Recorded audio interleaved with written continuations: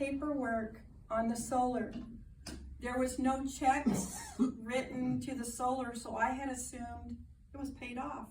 Right. But then we had to do a title search in Florence on the property to find the paperwork for the solar. It was like really crazy, but we got it done.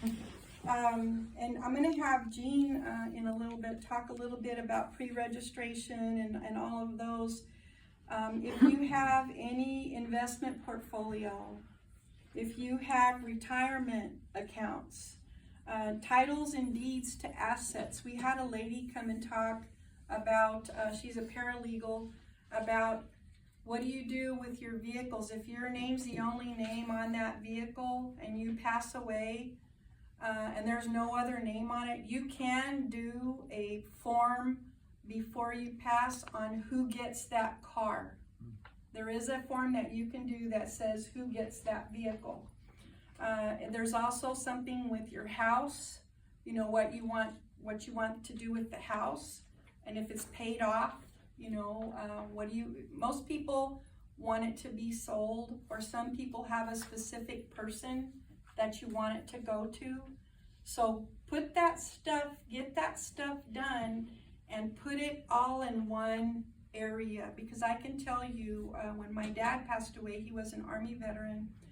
My brother had stuff strung out all over the house, and he's not the best brother. He figured out how to get into the safe, got the will out and burned it. So that was another mess. I'm just saying, you can also file if you do a will or a trust, you can file it with the county where there's copies there. You can put your DD 214 with the county, so if you ever need to pull a copy, it can be stored over there for you. But I would tell you, if you do a will or a trust and you're worried about what's going to happen with that paperwork, file it with the county. It'll go with your property if you have property to sell or whatever. Just put everything in one spot. Where do you file that at the county? I mean, Assessor's office, I believe it is. The who? Assessor's office. Assessors. Oh, okay. Yeah, and then, you know, I wish my dad would have done that with his will, and he had lived in Yavapai County, and I thought, well, maybe he filed it up there. And maybe make a note somewhere in your In your binder? book, in a binder, that it's on record That's there. what you did, yeah. It's just a bunch of protections, to protect your family, you know, after everything is done. And it's not doom and gloom, it's just putting your affairs in order so you feel good about what you have done. Don't put it off, you know, just do it. Making your pre-arrangements, you know, do you go to Jay Warren, or do you go to Heritage, or do you go to Angels in Waiting? I have sat with people going, well, I don't know if he wanted to be cremated, and I don't know if he wanted to be full body. I just went through this with a lady the other day. I don't know if you guys saw the veteran in Florence whose house burned down. Mm-hmm. He was a Korean era veteran and a Vietnam veteran, 90 years old, and some people behind him were burning trash. Well, right now is not a good time to burn trash. Some of it fell out into the weeds, and it burned everything that he had. Everything in his house. He had all of his military stuff up on the walls, his pictures and everything. It was like his museum to his service. Everything burned down. He barely got out of the house safe. He has dementia. He's also in hospice. So now he has nothing. His wife passed away 3 years ago. There is no family. And so he's staying with his caretaker. So you have to start stuff all over again. But these last 2 weeks, with everything gone for him, everything is strange for him. He's spiraling out to go home. He's ready to go home.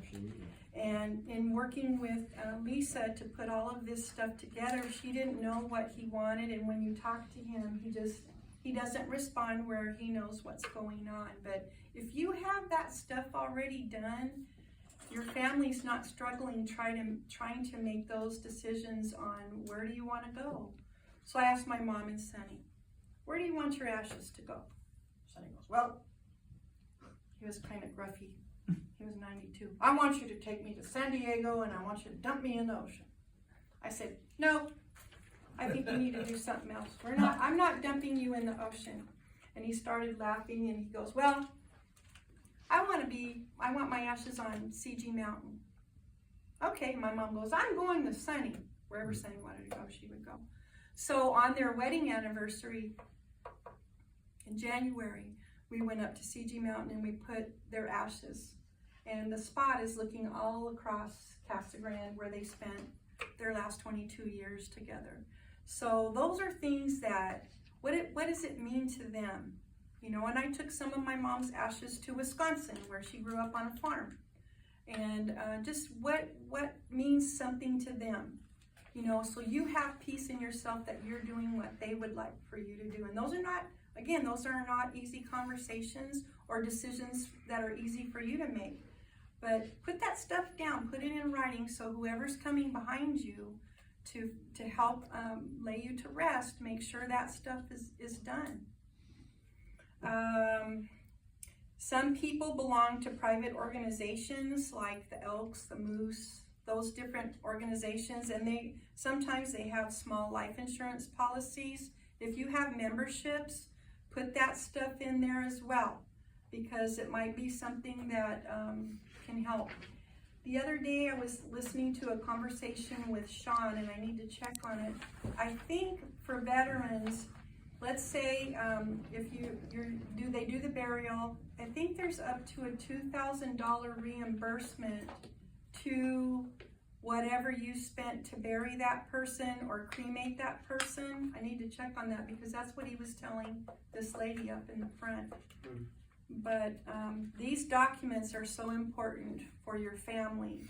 So planning ahead, or even if you're out there to do stuff with the VA, if you have everything in one place, you're just doing that much more to help your family.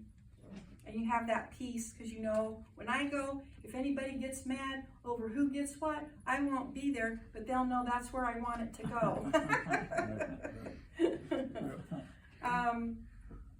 Jean's going to talk to you guys. Jean is the Pinal County Military Remains Officer, and we just did a service not too long ago for one of our good friends, and I'm going to turn it over to him because he knows about burials at the state and national veterans cemetery and how you can plan for that as well.